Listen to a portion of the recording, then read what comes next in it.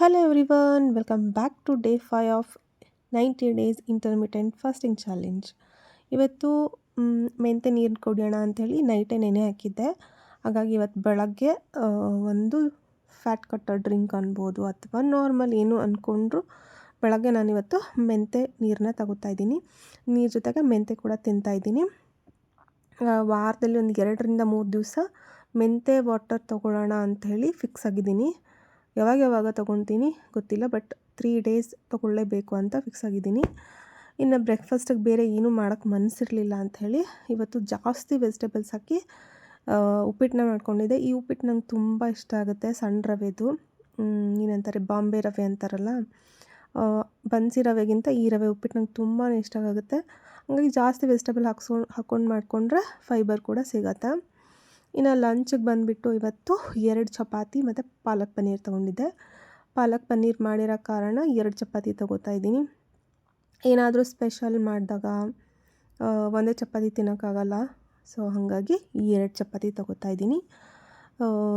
ಏನೂ ಪರವಾಗಿಲ್ಲ, ಸ್ವಲ್ಪ ಬ್ಯಾಲೆನ್ಸ್ ಮಾಡ್ಕೋಬೋದು. 90 ಡೇಸ್ ಇದೆಯಲ್ಲ, ಮಧ್ಯಾಹ್ನ ಜಾಸ್ತಿ ಆದರೆ ನೈಟ್ ಕಡಿಮೆ, ಆ ರೀತಿ ಸ್ವಲ್ಪ ಬ್ಯಾಲೆನ್ಸ್ ಮಾಡಿಕೊಂಡು ತಿನ್ಕೋಬೋದು, ಏನು ಪ್ರಾಬ್ಲಮ್ ಇಲ್ಲ. ಇದು ಮಧ್ಯಾಹ್ನಕ್ಕೆ ಇದನ್ನು ಮಾಡಿಕೊಂಡೆ. ಏನಾಗ್ಬಿಡುತ್ತೆ ಅಂದರೆ ಮಧ್ಯಾಹ್ನ ಯಾರೂ ನನ್ನ ಜೊತೆ ಇರೋದೇ ಇಲ್ಲ ಊಟಕ್ಕೆ. ಮಕ್ಕಳೆಲ್ಲ ಬರೋದು 3 ಗಂಟೆ ಆಗಿಬಿಡುತ್ತೆ. ಅವ್ರು ಬಂದು ಫ್ರೆಶ್ ಆಗಿ ಎಲ್ಲ ಆಗೋಕ್ಕೆ 3:30 ಹಂಗಾಗ್ಬಿಡುತ್ತೆ. ಇನ್ನು ನನ್ನ ಹಸ್ಬೆಂಡು ಅವರು 3 ಡೇಸ್ ಆಫೀಸ್ಗೆ ಹೋಗ್ತಾರಲ್ಲ, ಸೊ ಹಂಗಾಗಿ 2 ಡೇಸ್ ಅಷ್ಟೇ ಇರ್ತಾರೆ. 3 ಡೇಸ್ ನಾನು ಒಬ್ಬಳೇ ಕೂತ್ಕೊಂಡು ಊಟ ಮಾಡಬೇಕು. ಇನ್ನು ರೈಸ್ ಅಂತೂ ತೊಗೊಂಡಿಲ್ಲ ಇವತ್ತು. 1 ಗ್ಲಾಸ್ ಮಜ್ಜಿಗೆ, ಪ್ರತಿ ದಿವಸನೂ 1 ಗ್ಲಾಸ್ ಮಜ್ಜಿಗೆ ನಾನು ತೊಗೋತೀನಿ. ರೂಢಿ ಇದೆ. ಬಾಡಿ ಹೀಟ್ ಇರೋರಿಗೆ ಬೆಸ್ಟು. ಊಟ ಆದಮೇಲೆ ಮಜ್ಜಿಗೆ ತೊಗೊಳ್ಳಿ, ಜೀರಿಗೆ ಹಾಕ್ಕೊಂಡು ಬಾಡಿನ ತಂಪು ಮಾಡುತ್ತೆ, ಬೆಸ್ಟ್ ಅದು. ಇನ್ನು ನೈಟ್ ಡಿನ್ನರ್ಗೆ ಒಂದು ರೆಸಿಪಿನ ನಿಮ್ಮ ಜೊತೆ ಶೇರ್ ಮಾಡ್ತಾ ಇದ್ದೀನಿ. ಯಾರಾದರೂ ಇದನ್ನು ಬ್ರೇಕ್ಫಾಸ್ಟ್ಗೆ ಅಥವಾ ಡಿನ್ನರ್ಗೆ ಟ್ರೈ ಮಾಡಿ. ಏನು ಮಾಡೋಕ್ಕಾಗಲ್ಲ, ಇಷ್ಟ ಇಲ್ಲ ಅಂದರೆ ಈ ಥರ ಹಿಟ್ಟು ಕಲಸಿಟ್ಬಿಟ್ಟು ಉತ್ತಪ್ಪ ಥರ ಹಾಕ್ಕೊಟ್ಬಿಟ್ರೆ ಟೇಸ್ಟು ಸೂಪರಾಗಿರುತ್ತೆ. ಲೌಕಿ, ಸೋರೆಕಾಯಿ ಅಂತಾರಲ್ಲ, ಅದನ್ನು ಜಾಸ್ತಿ ಕ್ವಾಂಟಿಟಿ ತೊಗೊಂಡಿರೋದ್ರಿಂದ ಫೈಬರ್ ಕೂಡ ಸಿಗುತ್ತೆ. ಈ 90 ಡೇಸ್ ಚಾಲೆಂಜಲ್ಲಿ ಪ್ರತಿ ದಿವಸ ಒಂದೊಂದು ರೆಸಿಪಿನ ಶೇರ್ ಮಾಡ್ತೀನಿ. ಸಮ್ ಡೇಸ್ ನನಗೆ ಬ್ಯುಸಿ ಇದ್ದೆ ಅಂದರೆ ಸುಮ್ಮನೆ ಹಂಗೆ ರ್ಯಾಂಡಮಾಗಿ ವಿಡಿಯೋ ಹೇಳ್ತಾ ಹೋಗ್ತೀನಿ. ಏನಿಲ್ಲ, ಇದಕ್ಕೆ ಎರ್ದಿಟ್ಕೊಂಡು ಸೋರೆಕಾಯಿನ ತೊಗೋತಾ ಇದ್ದೀನಿ. ಅದಕ್ಕೆ ಈರುಳ್ಳಿ, ಕೊತ್ತಂಬರಿ ಸೊಪ್ಪು, ಖಾರ, ಉಪ್ಪು, ಅದೇ ಥರ. ಇಲ್ಲಿ ನಾನು ಕಡಲೆ ಹಿಟ್ಟು 2 ಬೌಲಷ್ಟು, ಒಂದು ಅರ್ಧ ಬೌಲಷ್ಟು ಜೋಳದ ಹಿಟ್ಟು, ಅರ್ಧ ಬೌಲಷ್ಟು ಗೋಧಿ ಹಿಟ್ಟು, ಇಷ್ಟು ಹಿಟ್ಟುಗಳನ್ನ ಮಿಕ್ಸ್ ಮಾಡಿಕೊಂಡು ತೊಗೊಂಡಿದ್ದೀನಿ. ಜೊತೆಗೆ ಅರಿಶಿನ, ಜೀರಿಗೆ, ಅಜ್ವಾಯಿನ್ ಇಷ್ಟು. ನಿಮಗೆ ಎಷ್ಟು ಬೇಕು ಕ್ವಾಂಟಿಟಿ ಅದ್ರ ಮೇಲೆ ಹೆಚ್ಚು ಕಡಿಮೆ ಮಾಡ್ತಾ ಹೋಗಿ. ಮೊದಲು ಹಂಗೆ ಕೈಯಿಂದ ಕಲಿಸ್ಕೊಳ್ಳಿ, ಡೈರೆಕ್ಟಾಗಿ ನೀರು ಹಾಕೋಕ್ಕೆ ಹೋಗ್ಬೇಡಿ. ಯಾಕಂದರೆ ಸೋರೆಕಾಯಿ ನೀರು ಬಿಟ್ಕೊಳ್ಳುತ್ತಲ್ಲ, ಸೊ ನಮ್ಗೆ ಅಂದಾಜು ಸಿಗುತ್ತೆ ಫಸ್ಟಿಗೆ ಎಷ್ಟು ನೀರು ಹಾಕ್ಕೊಳ್ಬೇಕಂತೇಳಿ. ಹಂಗೆ ಕಲಸಿಟ್ಕೊಳ್ಳಿ. ಇನ್ನು ಯಾರೆಲ್ಲ ನನ್ನ ಜೊತೆ ನೀವು ಕೂಡ ವೆಯ್ಟ್ ಲಾಸ್ ಚಾಲೆಂಜ್ ತೊಗೊಂಡಿದ್ದೀರಾ ಅವರು ಕಮೆಂಟಲ್ಲಿ ತಿಳಿಸಿ. ವಿಡಿಯೋಗಳು ಇಷ್ಟ ಆಗ್ತಾಯಿದ್ರೆ ಸಬ್ಸ್ಕ್ರೈಬ್ ಮಾಡ್ಕೊಳ್ಳಿ. ಸಬ್ಸ್ಕ್ರೈಬ್ ಮಾಡಿಕೊಂಡು ಸಪೋರ್ಟ್ ಮಾಡಿ ನೋಡಿ. ಹಾಗಾಗಿ ಪ್ರತಿಯೊಬ್ಬರಿಗೂ ಕೇಳೋದೇನೆಂದರೆ ಸಬ್ಸ್ಕ್ರೈಬ್ ಮಾಡ್ಕೊಂಡು ನೋಡಿ. ಸಬ್ಸ್ಕ್ರೈಬ್ ಮಾಡೋದ್ರಿಂದ ನೀವೇನೂ ಕೊಡಬೇಕಾಗಿಲ್ಲ, ಫ್ರೀಯಾಗಿ ನೀವು ಸಬ್ಸ್ಕ್ರೈಬ್ ಮಾಡ್ಕೋಬೋದು. ನನಗೂ ಒಂದು ಮೋಟಿವೇಶನ್ ಸಿಕ್ಕಾಗುತ್ತೆ ವಿಡಿಯೋಸ್ ಮಾಡೋಕ್ಕೆ. ಆಮೇಲೆ ನಿಮ್ಮ ಜೊತೆ ಶೇರ್ ಮಾಡುವಾಗ ನನಗೊಂದು ಖುಷಿ ಇರುತ್ತೆ, ನನ್ನ ವ್ಯೂವರ್ಸ್ಗೆ ನಂದು ವಿಡಿಯೋಸ್ ಇಷ್ಟ ಆಗ್ತಾಯಿದೆ ಅಂತ ಹೇಳಿ. ಹಾಗಾಗಿ ಸಬ್ಸ್ಕ್ರೈಬ್ ಮಾಡಿಕೊಂಡು ವಿಡಿಯೋ ಲೈಕ್ ಆದರೆ ಲೈಕ್ ಮಾಡ್ಕೊಡೋದನ್ನು ಮಾತ್ರ ಮರಿಬೇಡಿ. ಇದಕ್ಕೆ ನಾನು ಹಸಿಮೆಣಸಿನ್ಕಾಯಿ ಪೇಸ್ಟ್ ಹಾಕ್ಕೊಳ್ತಾ ಇದ್ದೀನಿ.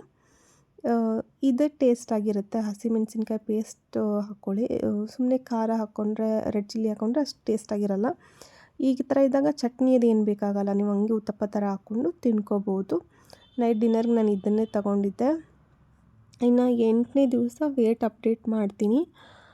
90 ಡೇಸ್ ಇರೋದ್ರಿಂದ ಪ್ರತಿ ವಾರ ಆ ಥರ ಮಾಡ್ತೀನಿ. ಪ್ರತಿ ದಿವಸ ಮಾಡೋಕ್ಕಾಗಲ್ಲ, ಯಾಕಂದರೆ ಒಂದೇ ದಿವಸದಲ್ಲಿ ಏನೇನೂ ಮಿರಾಕಲ್ ಆಗಲ್ಲ, ಸ್ವಲ್ಪ ಟೈಮ್ ತೊಗೊಳತ್ತಲ್ವ. ಇಂಟರ್ಮಿಟೆಂಟ್ ಫಾಸ್ಟಿಂಗು ಎಫೆಕ್ಟಿವ್ ಆಗಿರುತ್ತೆ.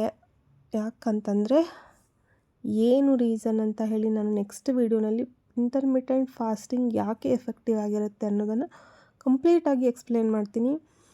ಬೇರೆ ಒಂದು ಡಯಟ್ಗಿಂತನೂ ಇದು ಯಾಕೆ ಸ್ವಲ್ಪ ಎಫೆಕ್ಟಿವ್ ಆಗಿರುತ್ತೆ. ವೆಯ್ಟ್ ಲಾಸ್ ಆಗಲಿ, ವೆಯ್ಟ್ ಲಾಸ್ಗಿಂತ ಫ್ಯಾಟ್ ಲಾಸ್ ಹೇಗಾಗುತ್ತೆ ಅಂಥೇಳಿ ನಾನು ನೆಕ್ಸ್ಟ್ ವೀಡಿಯೋನಲ್ಲಿ ಕಂಪ್ಲೀಟಾಗಿ ಅದ್ರ ಬಗ್ಗೆ ಡೀಟೇಲ್ಸ್ ಕೊಡ್ತೀನಿ, ಯಾವುದು ಎಫೆಕ್ಟ್ ಆಗಿರುತ್ತೆ ಅಂಥೇಳಿ, ಅದರಿಂದ ಹೇಗೆ ಫ್ಯಾಟ್ ಲಾಸ್ ಆಗುತ್ತೆ ಅದು ಪ್ರತಿಯೊಂದನ್ನು ಡೀಟೇಲ್ಸು ಇನ್ಫಾರ್ಮೇಷನ್ ನಂಗೆ ಗೊತ್ತಿರುವಷ್ಟು ನಾನು ಶೇರ್ ಮಾಡ್ಕೋತೀನಿ. ಅಂದರೆ ನನಗೆ ಏನೇನು ರಿಸಲ್ಟ್ ಸಿಕ್ಕಿದೆಯಲ್ಲ ಅದ್ರ ಬಗ್ಗೆ ನಾನು ಹೇಳ್ತೀನಿ. ಇನ್ನು ವರ್ಕೌಟು ಮಾಡ್ತಾಯಿದ್ದೀನಿ. ಈ ಒಂದು ವಾರದಲ್ಲಿ ಅಷ್ಟು ಕರೆಕ್ಟಾಗಿ ನನಗೆ 5 ಡೇಸ್ ಮಾಡೋಕ್ಕಾಗಿಲ್ಲ ಅಂದರೂ ಮಿನಿಮಮ್ 3 ಡೇಸ್ ನಾನು ಮಾಡಿದ್ದೀನಿ. ಬಟ್ ನೆಕ್ಸ್ಟ್ ವೀಕಿಂದ ಕನ್ಸಿಸ್ಟೆಂಟಾಗಿ 5 ಡೇಸ್ ಕಂಪಲ್ಸರಿ ಮಾಡೇ ಮಾಡ್ತೀನಿ. 45 ಮಿನಿಟ್ಸ್ ಆಗದೆ ಇದ್ದರೂ ನಾನು 30 ಮಿನಿಟ್ಸ್ ಅಂದರೂ ಕಂಪಲ್ಸರಿ ಮಾಡ್ತೀನಿ. ನಿಮಗೆ ಟೈಮ್ ಇದೆ ಅಂದರೆ 40-45 ಮಿನಿಟ್ಸ್ ಹೀಗೆ ಜಾಸ್ತಿ ಮಾಡ್ತಾ ಹೋಗಿ. ನನಗೂ ಟೈಮ್ ಇದ್ದಾಗ ನಾನು ಮಾಡ್ಕೊಂಡಿರ್ತೀನಿ. ಸಮ್ಟೈಮ್ಸ್ ಟೈಮ್ ಇರೋದಿಲ್ಲ, ಬ್ರೇಕ್ಫಾಸ್ಟಿಗೆ ಮಾಡೋದು ಲೇಟ್ ಆಗುತ್ತೆ ಅಂಥೇಳಿ 30-35 ಮಿನಿಟ್ಸ್ ಅಷ್ಟರಲ್ಲಿ ಮುಗಿಸ್ಕೊಂಡ್ಬಿಡ್ತೀನಿ. ಅದಾಗಿಲ್ಲ ಅಂದರೂ ನಾನು ಈವ್ನಿಂಗ್ ವಾಕ್ ಚೆನ್ನಾಗಿ ಮಾಡ್ತಿದ್ದೀನಿ. ಸ್ವಲ್ಪ ಹೈಡ್ರೇಟಿವ್ ಆಗಿರಿ, ಜಾಸ್ತಿ ನೀರು ಕುಡೀರಿ, ಬಾಡಿ ಹೀಟ್ ಆಗೋಕ್ಕೆ ಬಿಡಬೇಡಿ. ಸ್ವಲ್ಪ ಮಜ್ಜಿಗೆ ಆ ಥರ ಕುಡ್ಕೊಂಡು ಇರಿ. ಬಾಡಿ ಹೀಟ್ ಆಗುತ್ತೆ ಈ ಟೈಮಲ್ಲಿ ಮೇಯ್ನಾಗಿ ಈ ಥರ ಡಯಟ್ ಮಾಡುವಾಗ. ಅದನ್ನು ಸ್ವಲ್ಪ ಕಂಟ್ರೋಲ್ ಮಾಡ್ಕೊಳ್ಳಿ. ಈ ಥರದ್ದು ಒಂದು ಉತ್ತಪ್ಪನ ನಾನು ನೈಟ್ ಒಂದು ತೊಗೊಂಡಿದ್ದೆ.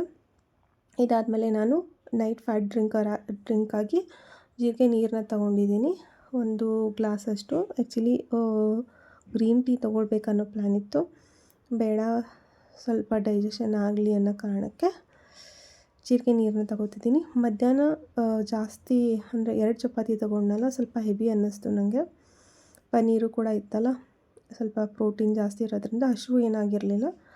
ಹಾಗಾಗಿ ಜಸ್ಟ್ 1 ಉತ್ತಪ್ಪ ತೊಗೊಂಡು ನೈಟ್ ಡಿನ್ನರ್ಗೆ ಇದಾದಮೇಲೆ 1 ಗ್ಲಾಸ್ನಷ್ಟು ಜೀರಿಗೆ ನೀರನ್ನ ತೊಗೊಂಡಿದ್ದೀನಿ. ಇದಾಗಿತ್ತು ಇವತ್ತಿನ ಫುಡ್ ರೂಟೀನು. ವಿಡಿಯೋ ಇಷ್ಟ ಆದರೆ ಲೈಕ್ ಮಾಡಿ, ಸಬ್ಸ್ಕ್ರೈಬ್ ಮಾಡಿಕೊಂಡು ವಿಡಿಯೋನ ನೋಡಿ ಶೇರ್ ಮಾಡಿ ನಿಮ್ಮ ಫ್ರೆಂಡ್ಸ್ ಆ್ಯಂಡ್ ಫ್ಯಾಮಿಲಿಗೆ. ನೆಕ್ಸ್ಟ್ ವಿಡಿಯೋಲಿ ಸಿಗ್ತೀನಿ. Take care.